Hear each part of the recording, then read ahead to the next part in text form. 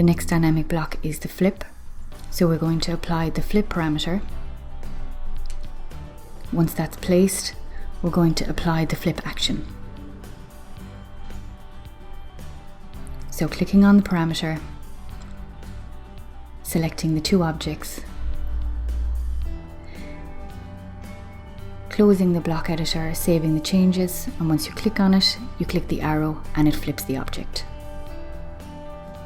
The next dynamic block we're going to do is visibility, so applying the visibility parameter.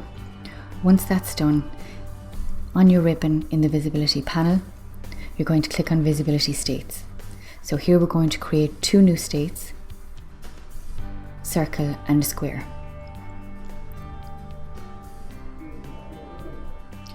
Once that's done, you're going to go up to your panel and you're going to select the individual states and change the settings for both.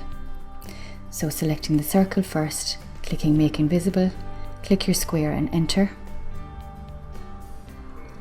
Then changing to the square state, make invisible, click the circle, enter.